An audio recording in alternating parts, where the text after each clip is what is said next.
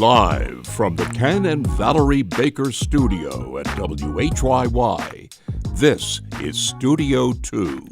On Wednesday, May 20th, welcome, friends, on into the program. I'm Cherry Gregg. And I'm Avi Wolfman-Arent. Today, we are talking about the Pennsylvania primary results, who won the nominations, and what it all tells us about the voters, the issues, and what it means for Democrats' efforts to flip 4 critical seats in the Commonwealth. Once again, Pennsylvania will be a political battleground headed into the midterms. Yes, and later this hour, we'll look at some of the biggest national races, including the Senate race in Texas, which has become more complicated with President Trump's endorsement of State Attorney General Ken Paxton over incumbent Republican John Cornyn.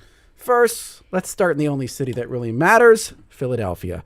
A closely watched primary yesterday ended in a victory for Democratic Socialist candidate State Representative Chris Rabb. The 3rd Congressional District, which covers much of Philadelphia, is among the most Democratic in the country, almost guaranteeing that Rabb will win the general election. He joins us right now on the heels of his victory. State Representative Chris Rabb, you are now poised to go to Congress. Welcome to Studio 2. Thank you so much. Yes, and congratulations to you on your win, sir. By the way, you won, besting your next closest opponent by 15 points. And so my first question for you is pretty simple. Why do you think you won? Well, I believe that my campaign, my candidacy, and my platform, and how I campaigned resonated with the most people. And those are folks who did not see themselves in conventional campaigns currently and in the past, who felt a connection to something bigger than any one moment or any one candidate, in fact, that this is more about movement and making sure that the folks closest to the pain felt seen, respected, and included in a platform that was based on hope and substance and bold change that we so desperately need. What issue or talking point do you believe really differentiated you from your opponents in this race? Well, I think the fact that I was a grassroots candidate, funded by the people. I think the numbers speak for themselves. I had over 7,000 people donate, the most Philly donors, the most small donors, the most young voters, the most ethnically diverse donors and volunteers, people who are willing to spend hours talking to their neighbors, knocking on doors. This has been an extraordinary affirmation of organizing and the fact that organized people beat organized money every time. Yeah, I have to ask you, sir, because the Philadelphia Inquirer put out a map showing where you won the majority, and it's in Northwest Philly, Fairmount, Rittenhouse, South Philly. But majority of Democrats, specifically in those areas like North Philly, Strawberry Mansion, Parkside, Overbrook, West Oak Lane, where many blue collar areas of the city, they voted for Street or Sanford in the majority. So I just want you to talk about what you'll be doing over the next few months leading up to November, and possibly even you going to Congress to connect with those voters so that they understand that they're also heard as part of your district. Well, I must be looking at a different map. I won in Roxborough in the 21st Ward, very much working class. I won in Cedarbrook, majority black district and community. I won the 50th Ward, whose ward leader is Mayor Sherelle Parker. That's 99% black. So those demographics represent the diversity of this district. So I would push back on that. I think it's, in fact, working families who have been the strongest supporters of my candidacy, and that has been my base for 10 years. I represent currently the bluest legislative district in the Commonwealth, which is majority black and mixed income, and I believe that my win affirms the rainbow coalition of supporters. The Democratic machine, the party in the city, did not back you. What's your message for them after your victory?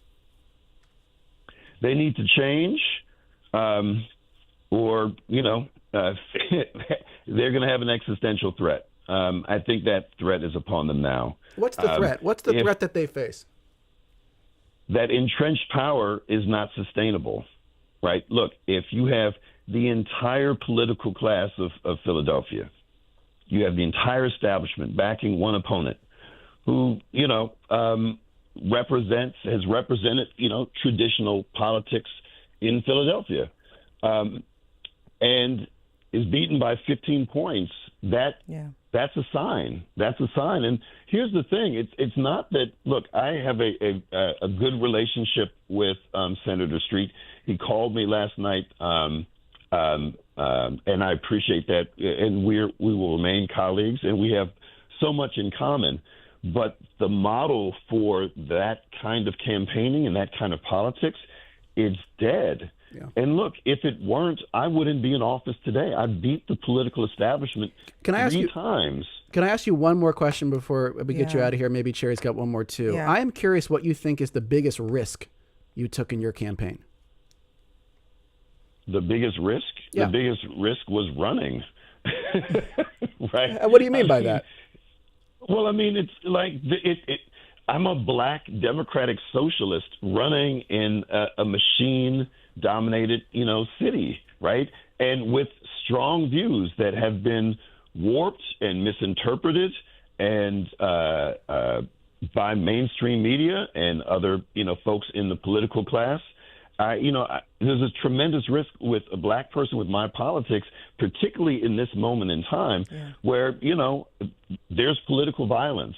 And that's something I don't take lightly, and I've had to address it in this campaign. This is serious, and it's why good people don't want to run for public office, but I feel a commitment to doing that because that is the legacy I've inherited from my ancestors for centuries doing this work, fighting for racial justice. And I'm going to squeeze one more question as we wrap up. I know you represent a very blue district. You mentioned that.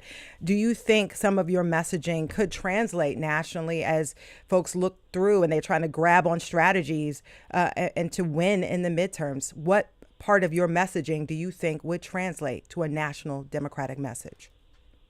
Fighting fascism. Doing things that actually address affordability and taxing the ultra wealthy and going after MAGA extremism and the Epstein class. Those things resonate, and they resonate with people far beyond the blue base. These are things that impact all kinds of working families, irrespective of their political ideology. All right. Well, we cannot technically call him Congressman-elect yet. We'll still call him State Rep Chris Rabb. Thank you so much for joining us today on the show, Chris Rabb. My pleasure. All right. And now we're shifting to our broader conversation about yesterday's results and what it means for Democrats heading into November's election. With us, we have two political strategists who come from very different sides of the party. We have Annie Wu Henry, a progressive political and digital strategist.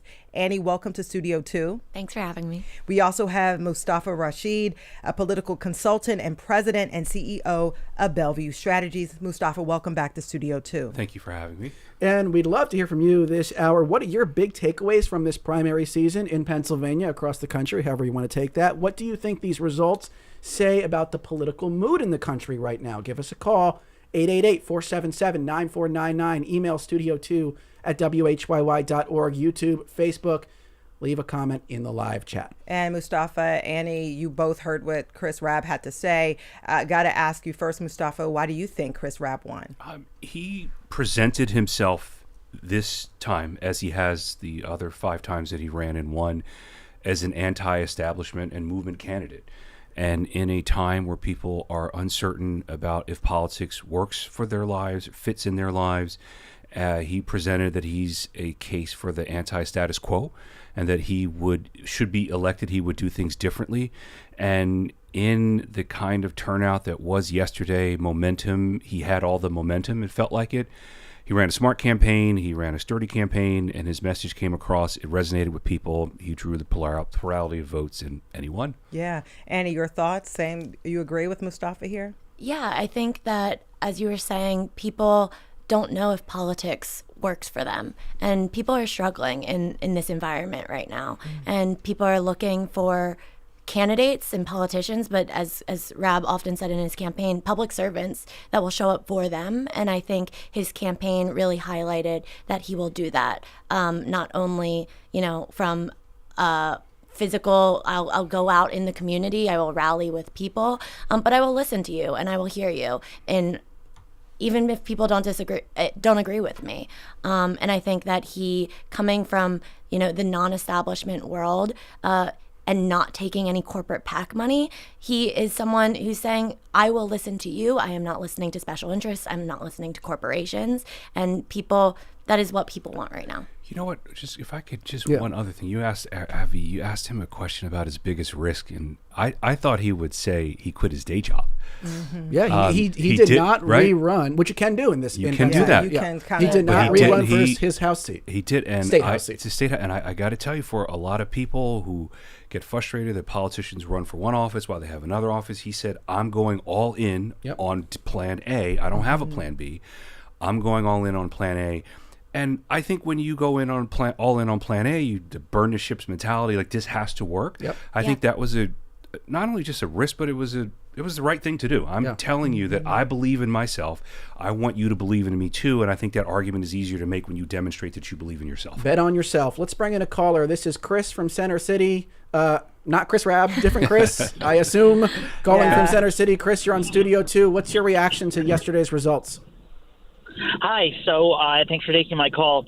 What I think these results really show is that Democrats are tired of these centrist, third way, focus group tested messages, and that really with someone who's unapologetic about being progressive, that kind of agenda really resonates with voters a lot more.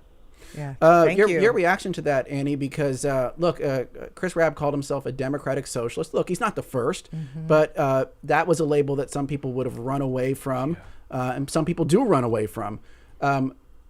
What do you think, I guess, about his sort of self-identification? It helped or did not help him in this particular race?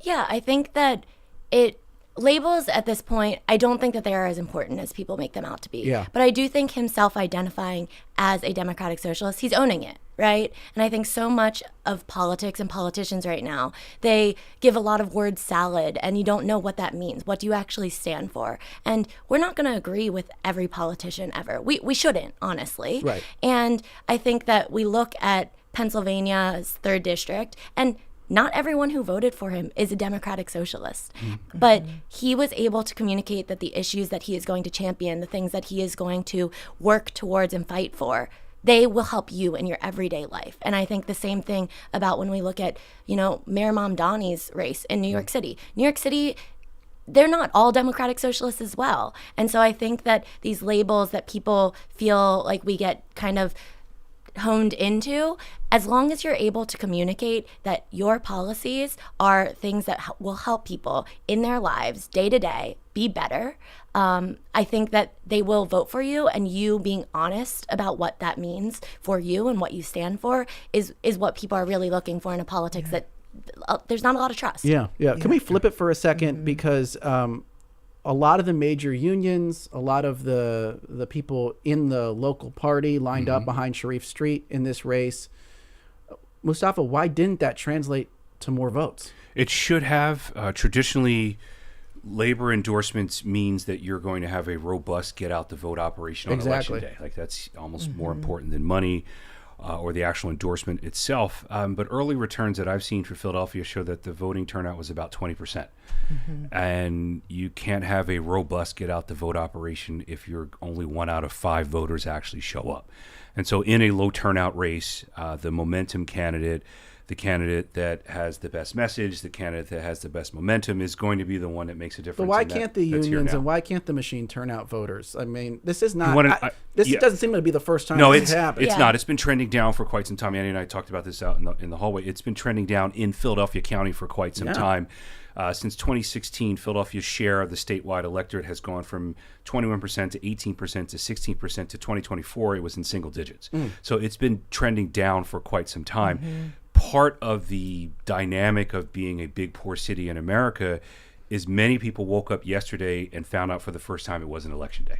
Yeah. They didn't know. Their heads are down. They're working. They're doing what's in front of them.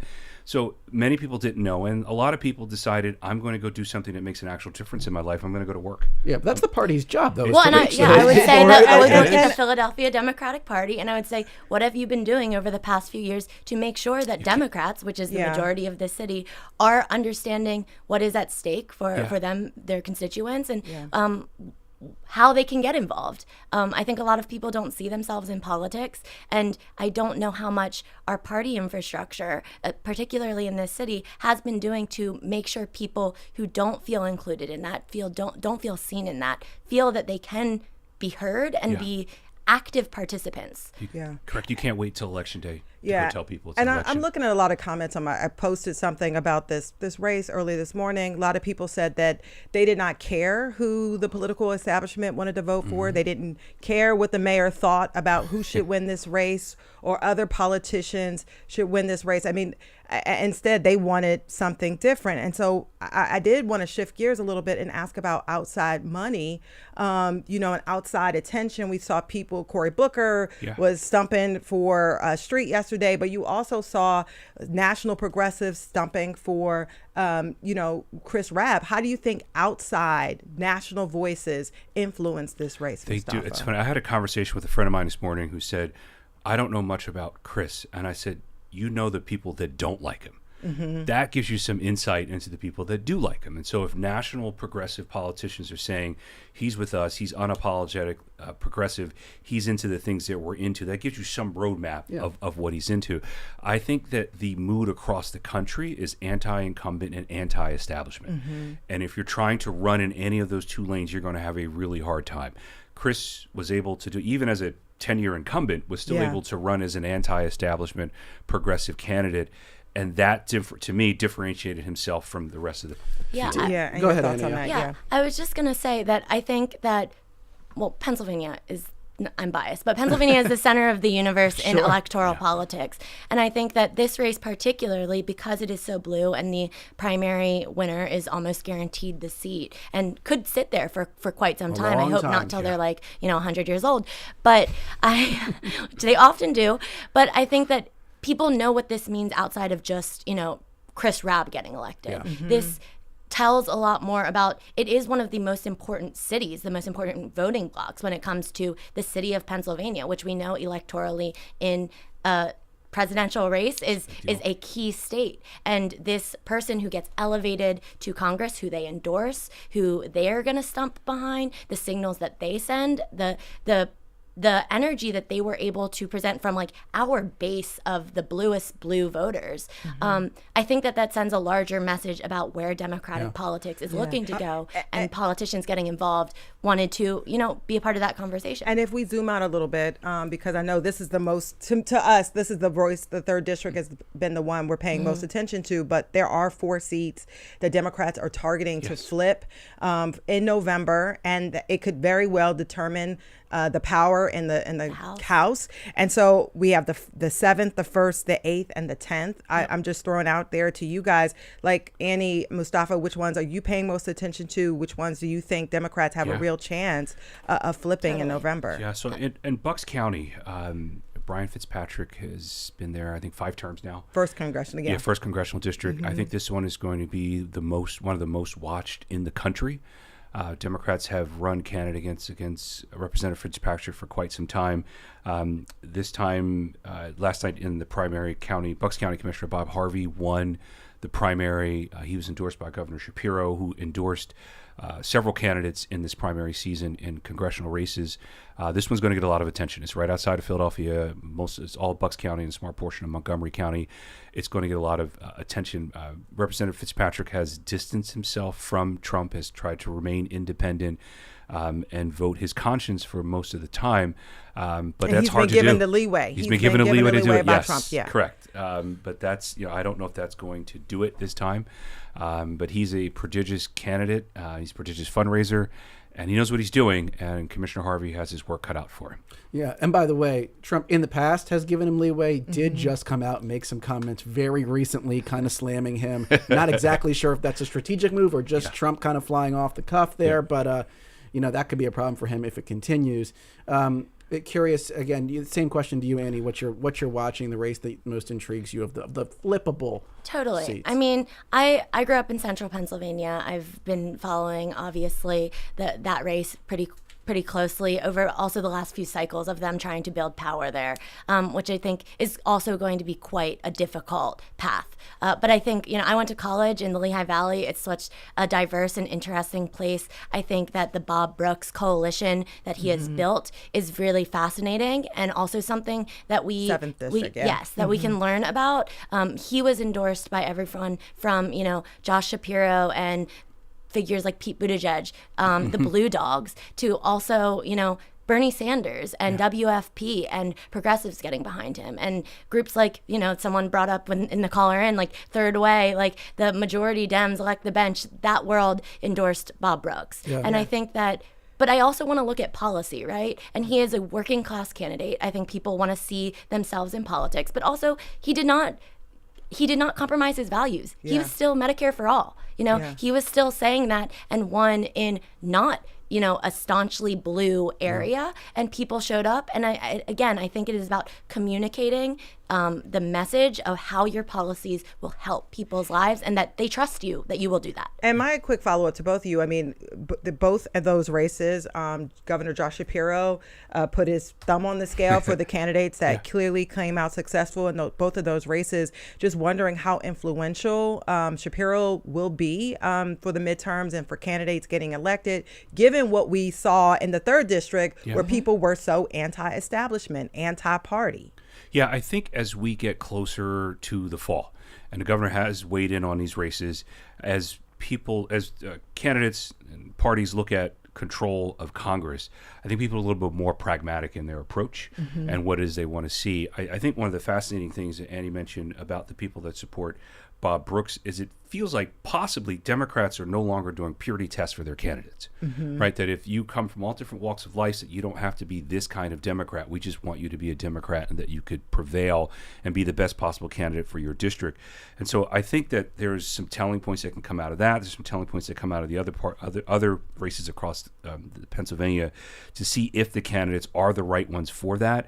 And can they get the job done? I think that's where we're at right now. Can they get the job done? Do they have ideas? Yeah. And I mean, we didn't talk about Paige up in Scranton, and I think that's going to be an interesting race. She was obviously unopposed in this primary, so people weren't watching it as closely. But it will be a very contentious general, and she's a well-liked mayor. I think Bresnahan, people don't trust him. He ran on that he wasn't going to trade stocks in Congress, and has traded more stocks than many members of Congress since he's been there. And that is, I think, when it comes to the trust piece, that people have so little trust in the government, and that they care, and that they're listening, and that they're going to follow through with what they say they are. And that is the people, whether it is Bob Brooks or Paige or Rabb, that come through as what I am saying, I mean. Authenticity. And I think that the Democratic Party has had a real struggle with that over the past few cycles. Most of our comments are about PA3, so I do want to circle back there.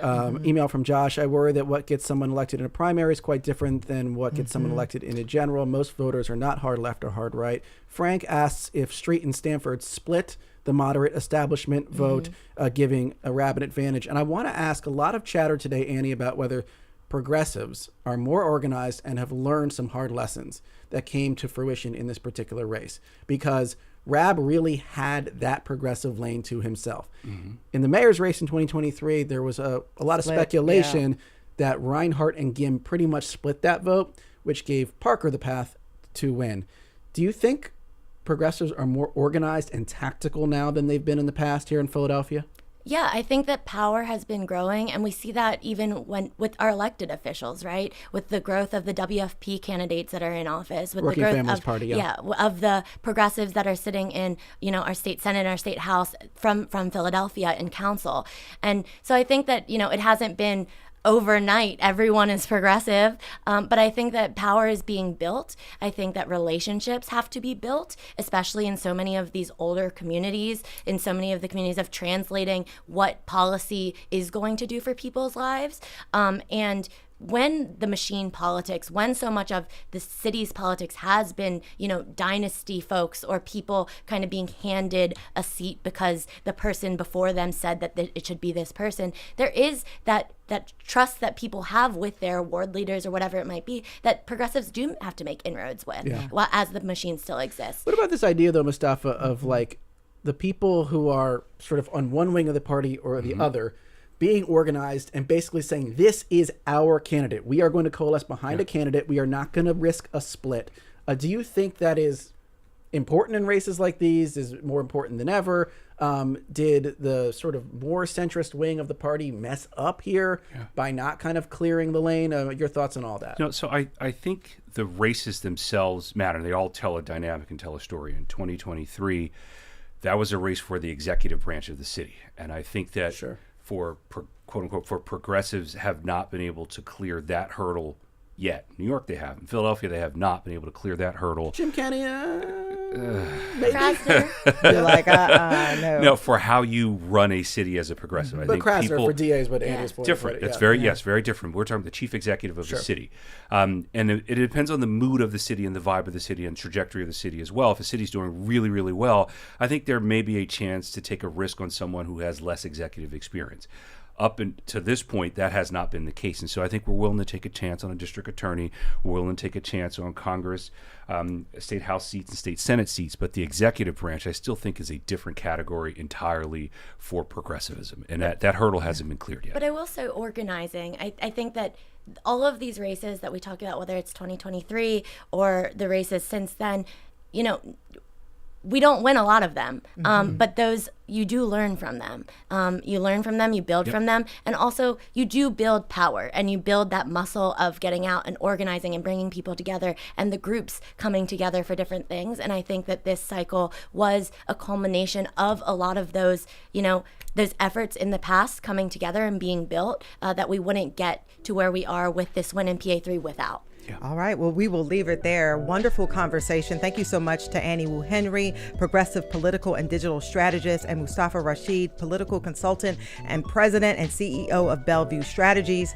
Thank you so much for being here. We appreciate you. And on the other side of this break, we're going to be talking national politics. If you have questions or concerns, email studio2@whyy.org. We'll be right back.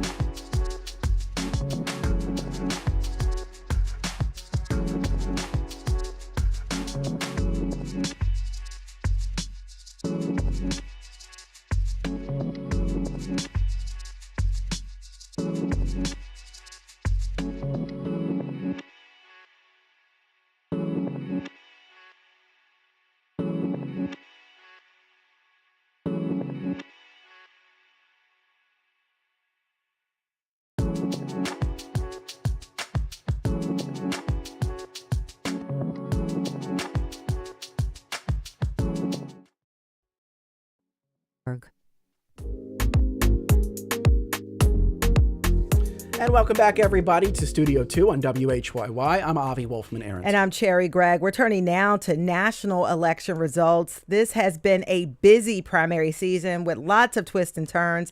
There's turbulence in Texas, messiness in Maine, and a kerfuffle in Kentucky. So what has the last few months taught us about the strength of Donald Trump, the direction of the Democratic Party, and the mood of the country? Here to help us explore those topics and more, we have Connor Lamb, former Democratic congressman from Western Pennsylvania. Connor, welcome back to the show. Thanks. Glad to be here. Yes, and let's also welcome Rena Shaw, political strategist and senior advisor to Our Republican Legacy. Rena, it's so nice to have you. Hi, nice to be with y'all.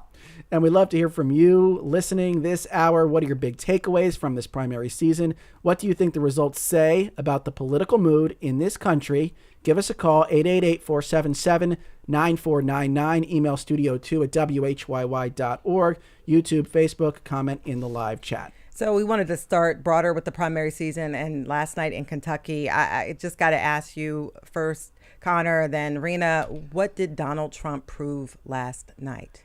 Well, he continued to prove the iron grip that he has over their party, but I think he proved something else, which is maybe more significant, and people aren't quite picking up on it. It's what made this race different.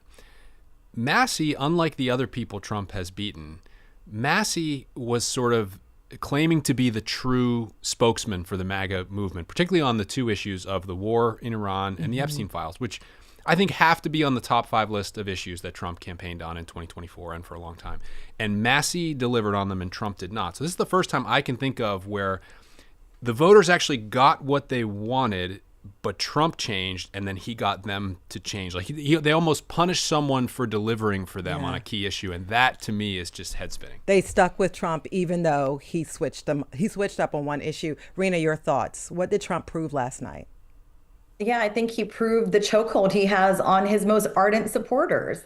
It's those people who show up in a primary. It's not a great reflection, the primary turnout of the party writ large. I think these are folks that are going to, of course, listen to the standard bearer. They are believing the president whenever he speaks. So they believe him when he says that Thomas Massie is a traitor who is stopping his agenda from getting done in Washington. So many mistruths were spoken about Congressman Massie. I think if you look at the guy on his face, you see somebody that actually is willing to represent conservatism in general. But again, in Trump's Republican Party, there's the loyalty test, and the loyalty test is now the litmus test for how candidates make it through elections.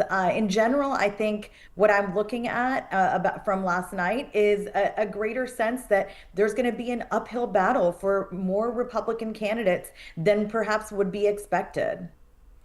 I want to read in some comments here. Brian says, everyone is making a big deal about Trump-backed candidates winning primaries. I believe this is a big win for Democrats. When it comes to general elections, independent and Democratic voters who are fed up with Trump and his Yes, Your Majesty GOP will make their voices heard loud and clear. Gregory agrees, says the more aligned with Trump that a candidate is will make it easier for their opponents to garner votes. This bodes well for the midterms. But does it, Connor? But does it? Because look, this Kentucky seat is a safe seat. Are there instances out there, there are primaries out there where Trump is steering the Republican Party in a direction that could actually make it vulnerable in November? Oh, absolutely. And I know you guys covered Pennsylvania in the previous half hour, but just think about what you're thinking if you're Brian Fitzpatrick today in the suburbs of Philly. So he might think to himself, I'm nothing like Thomas Massie. I've been a centrist. I've worked with Democrats. I've voted against my party sometimes. That's his view of himself. But the view of the Republican Party that we are getting from things like Massie's race last night and from Trump's endless, antics is that you can't really hope for anything from a Brian Fitzpatrick because Trump is the one that controls the party and pulls the strings. And so, if you're that sort of on the edge voter this fall and you voted for Brian in the past, it makes sense to vote against him because there's really no room for him to do anything separate from what Trump wants. That is so Even clear. Though he has done it sometimes in the past. You're saying they would be fearful that he couldn't do it in the future. Or that when he does things, they're ineffective. So yes, like he sort of registered this protest vote against the one big beautiful bill. I give him credit for that personally. I like Brian and worked with him. But that didn't stop the bill, obviously, and it has not stopped Trump like one iota. And so, again, if you're upset about the war and what we're all paying at the gas tank and in all these other prices, you're looking at a guy like that and going, it just hasn't gotten me anything. And it turns out if you're not loyal to Trump, you can't really be an effective Republican. So I got to go the other way. And Lou Farrell says on Facebook, Trump's candidates were always going to win. It was a primary and only the regular voters turn out. The higher D turnout is the real story that gives me hope for the midterms. Is there room, Rena, for a Republican Party where elected officials can openly disagree with the president at this point, or has that door sort of shut because of what happened yesterday?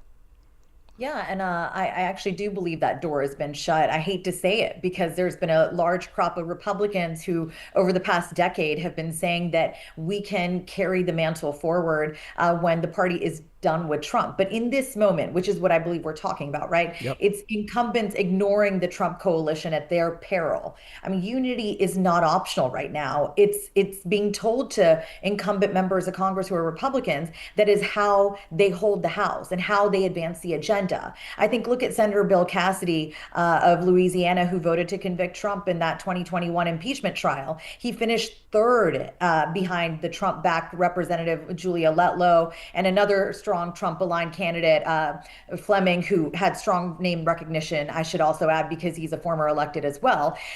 Cassidy failing to advance to the runoff was a big tell. And it also, it's this, the tell is this.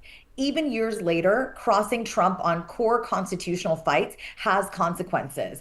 Cassidy's loss really proves the base hasn't forgotten disloyalty, that Republicans are rewarding proven fighters like Congresswoman Julia Letlow, who stand with the president on draining the swamp and delivering for working families, supposedly. This is the party realigning fully behind the agenda that they say voters elected. So the broader signal here is that personal grudges or never Trump remnants have no future in the modern GOP, near future, I should say. Yeah. So the question is, what do Democrats then do in response, if indeed that is the case?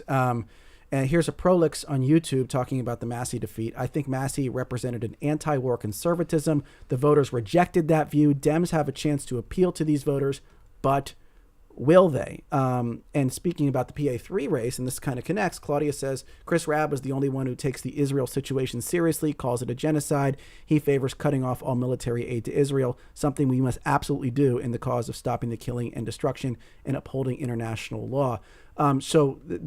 Is this some sort of opening for Democrats to reach disenchanted Republican voters, maybe even pretty conservative ones?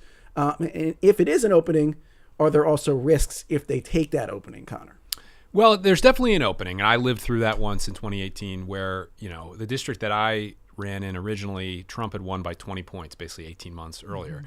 And the reason some of those people gave me a vote, I heard it from them over and over again. It wasn't because they had even fully soured on Trump. They wanted him to be checked. They wanted a sort of a balance on his overreaches of power. And that is, magnitudes worse today. So those same people are going to give that opportunity to Bob Harvie or Bob Brooks or whoever the case. Are there dangers? I don't think there's dangers necessarily for Democrats in reaching out to those people. I think that's good. I think it's just as we move forward, if you want to keep those people in the coalition, you do have to be flexible and remember that they're important. Yeah. Got to ask about, when we talk about, I'm thinking about a test of Trump's power and coming up, and we're talking about Texas. Specifically, he's endorsed State Attorney General Ken Paxton. We talked about that. We kind of teased it in the first half over incumbent Republican John Cornyn.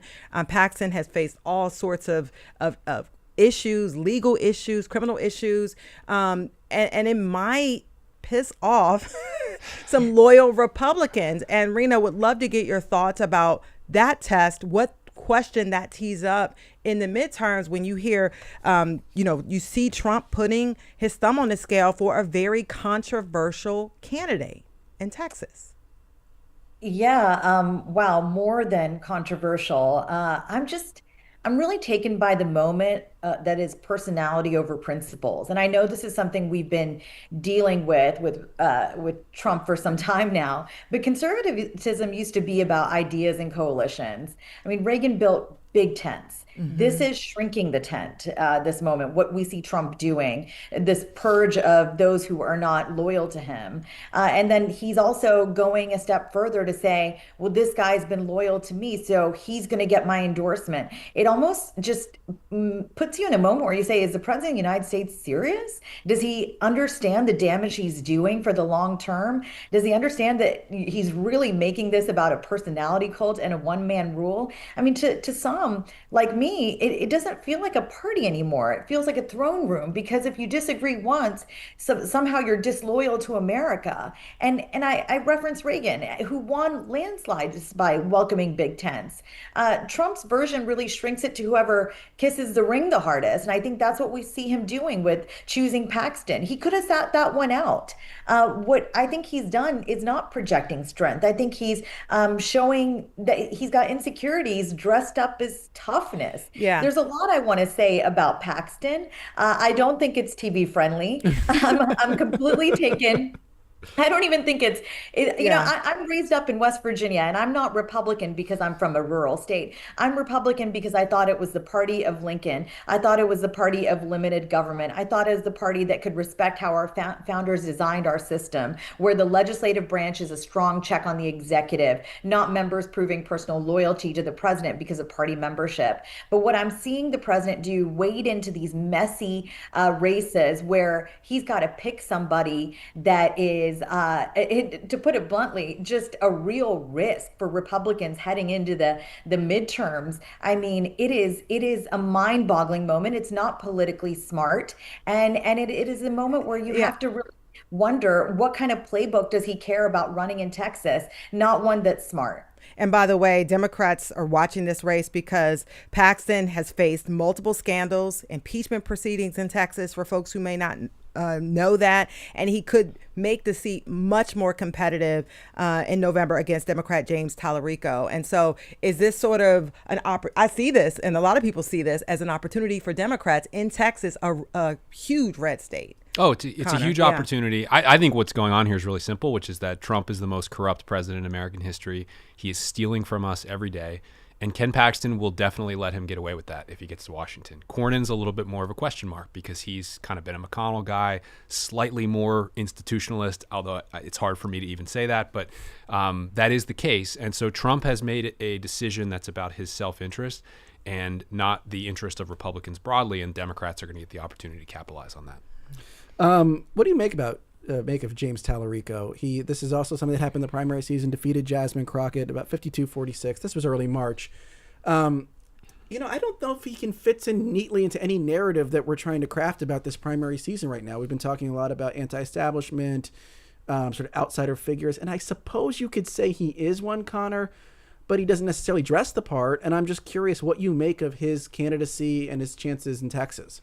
What I like about him is that he has mastered the attention economy in a way, and so he is like sort of behind what you're saying is we're all paying attention to him and we're not exactly sure why, and that's a measure of success today. Sure. I also think that I was talking about corruption a moment ago, and James has really focused on that, not only the sort of give and take of what is Trump stealing from us and who is he paying off, but also this kind of corruption of the spirit or corruption of the soul that we're getting as a result of social media and AI. And I think that's just a really necessary conversation for us to have. So I'm extremely happy that he's putting that out front. It's a horribly difficult state for Democrats. There's all these different media markets. It's enormous. But he's going to make as much of a fight of it as can be made, I think. So interesting. Another Democratic primary fight that never really happened. It sort of happened, but didn't happen at the polls. Let's go up to Maine. So this is Graham Plattner seems very likely now to win the Democratic nomination and face off against incumbent Susan Collins. It seemed initially like the Democratic establishment was lining up behind Janet Mills, who's a former governor of the state. And I'm just curious what you make of the fact that she ends up dropping out before she even gets to election day. Like, what does it say? I'm not sure her dropping out says all that much. She always seemed like a really reluctant candidate that was being kind of pushed into this race by other people. Plattner clearly caught fire early. People up there like him in the Democratic primary. We're going to get a real test, though, this fall as far as all of these drawbacks that he has and the kind of, out there policy positions and tone that he has taken, is that sellable to a general election audience? Obviously, he feels that it is. You can look at You parallels. sound a little skeptical. Well, I am. I mean, I'm not from Maine, and Susan Collins, although she's an institution, has been there so long that now maybe we're in such an anti-incumbent season that she pays for it. But I sort of look at the parallel that people often make between Plattner and Fetterman. Yep. And, I think Fetterman triumphed in the general election in part because he had this cartoonish opponent, Dr. Oz, and that's not what Plattner has. I mean, Susan Collins is a serious person who's been around the block a number of times. Now, we should clarify, you did run against John Fetterman, and I will say, Leave Me Alone on YouTube says, I had to read.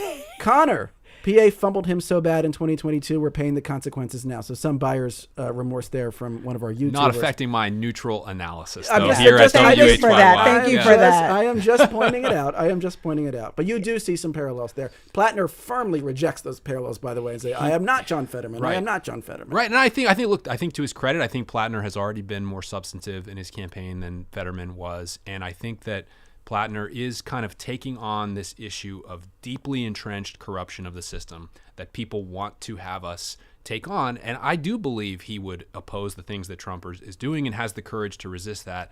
And so, that might take him there, just that.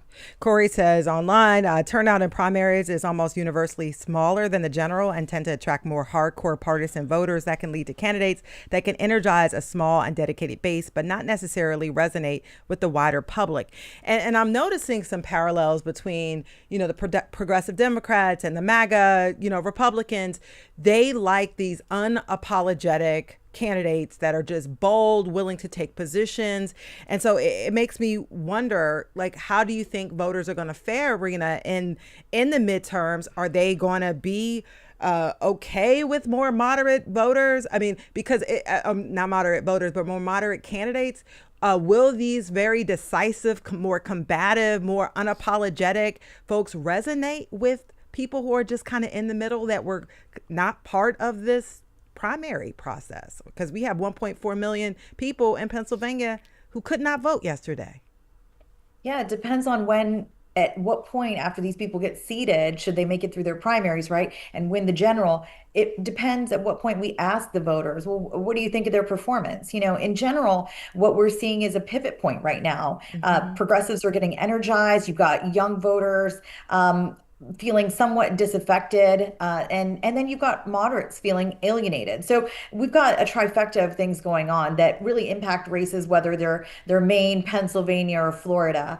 Let me use Maine, for example. I think Maine Senate races really favor Collins's really long record of moderation. That's been really unique up there with Susan Collins. She brings home pork for the state, and she's got cross aisle appeal, actually. Now, when you look at Susan Collins, she isn't particularly flashy, but she is effective. She's respected, and she's very Maine first. When you've got Plattner essentially representing the nationalization of Democratic politics, which to me is angry, extreme, and divisive at times. And that's what I think is getting Republicans fired up. This race is winnable up in Maine by really contrasting that proven leadership against the protest candidate energy. Do protest candidates work everywhere? Absolutely not. But I think, again, when you've got these trifecta of things going on, it makes for a storm in which maybe they do get seated, but how effectively they will govern always really creates a tough moment for midterms. And that's one thing I'm looking at in terms of changing trends, because I am an elder millennial. So I am somebody that is really kind of close to the issue. Yeah, and Connor, your thoughts about moderate candidates in this climate where you see both parties sort of embracing the unapologetic, more combative candidates. That's right. I mean, I think that I don't think the traditional kind of moderate progressive distinction is exactly the way to look at it. I think what we have is a populace that is enormously frustrated with the status quo, and that you're seeing that in both parties. And so, what you're getting, actually, interestingly, in a lot of these Democratic primaries, you're getting three candidates, kind of like we had here in Philly last night. You're getting like a Chris Rabb type candidate. You're getting a more establishment candidate, maybe like Sharif. And then you're getting someone that fits the establishment mold but hasn't been in politics or hasn't been in Washington and says, I'm kind of an outsider too because I haven't been there. And I think that'll just be interesting to watch that dynamic. We're seeing it in the Michigan Senate primary, for example, where you might see some moderates actually do pretty well by embracing that anti-status quo posture that a lot of people feel and kind of balancing out the portfolio for some of these voters. Interesting, yeah. A few more comments wanted to read in here. Patrick on YouTube says, in Ambler, my ballot did not have a single contested race, a sign of a very unhealthy lack of democracy within the Democratic Party, just when we need to have a real competition over how to beat MAGA. Stefan says, I think the PA primary system discourages voting. I voted, but there was literally only one choice for each seat. Why did I bother? This does get to sort of a broader question of, if you're the Democrats, you're trying to reclaim power at the federal level. Do you want sort of more fighting now, unity later, or do you want sort of unity now to project strength into November? And like, what's the better path strategically? Not talking about a matter of sort of morals or principles here, but strategically, and this goes to 2028 as well. Should it be sort of a big, open, messy fight? Do we need to really talk about the future of this party? Or do we need a little bit more, I don't know, organization, Connor? I think we probably need an honest family discussion followed by organization. And I think I believed maybe 5 or 6, I guess 6 years ago at this point, kind of in the run-up to 2020, that presidential primary was difficult on the party, and it was difficult on people that were holding office at the time because there were all these kind of splits on issues. And you remember the candidates having to raise their hands on stage and stuff. Mm-hmm. And then I think part of the reason that a lot of the Biden people wanted him to run for re-election in 24 was to avoid that kind of discussion. Yep. And then even after he dropped out, they wanted to avoid an open process and just pick Kamala. And a lot of people were left feeling like that didn't work, and that we've sort of buried some issues that we need to have debated and resolved before we can kind of organize and go forward. So I don't necessarily think it has to be a fight per se, but it's going to have to be a healthy and open primary season. Yeah. Better Integra on YouTube says, thinking everything is about Trump and ignoring the people, underscored, is why your head is spinning. Labeling one person equals less fallout than labeling the majority of the country. It's also why the Democratic Party is now irrelevant, and both sides are doing our best to shape the Republican Party. And so I guess as we go through the next few months and we head to the midterms, sort of what will you be looking for in messaging from either side to sort of see who is going to gain the momentum? And I know we don't really pay attention until like Labor Day-ish. Mm-hmm. Everybody starts really starting to GOTV work. But just sort of what sort of messaging are you going to be looking for to see who is resonating most with voters? Connor, and then Rena. Connor. For me, mostly I'm looking at accountability messaging. And so I take the critique that your viewer has, and it's a fair one. I just, having been in that position myself, in a midterm, the voters aren't going to give you much room to talk about an affirmative new agenda as opposed to accountability on the president who's there. They want to know, like I said, are you going to check and balance him and give me something a little bit different in the exchange? After that, I think, is when the affirmative agenda conversation happens after 2026. So, Rena, what will you be looking for as we head into the midterms? Well, the Republican Party has changed a great deal in the 2 decades that I've been working inside of it. Just because my co-panelist today is Connor, I wanted to tip my hat to him because of the flip the Republican Party has done, I'm looking for who can connect with working class voters. And I thought that was something you did, Connor, when you were a candidate. I remember watching you, and I know you won and held tough swing districts in Western Pennsylvania, places that went for Trump. And so you proved that you knew how to connect with those working class voters. I think Republicans really need that because folks really want candidates who care about bread and butter issues like energy, jobs, and public safety. I know that's not a small feat in a very polarized time. I thought you did that.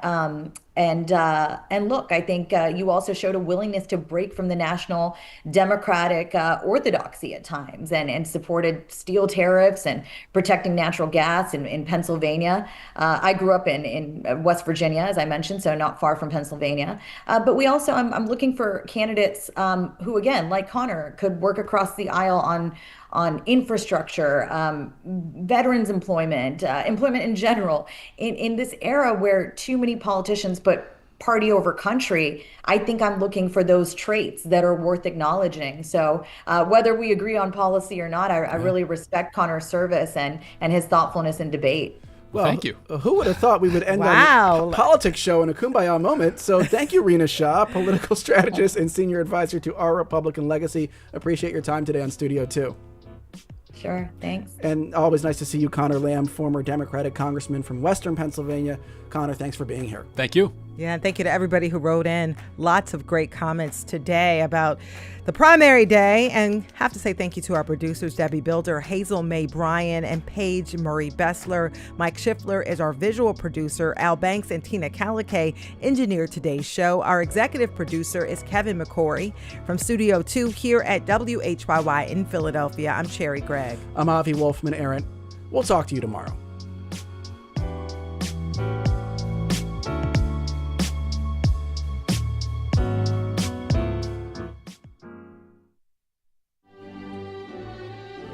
Oh, how time flies. Oh, yes. It felt like just a minute ago that we were starting today's show, and now here we are, thinking about what the future holds for tomorrow on Studio 2. We're pretty sure it includes a conversation about commencement speeches. Yes, we're talking about how to avoid cliches, how AI might change the art form, and what makes a truly, truly great send-off. In the words of someone somewhere, the best is truly yet to come.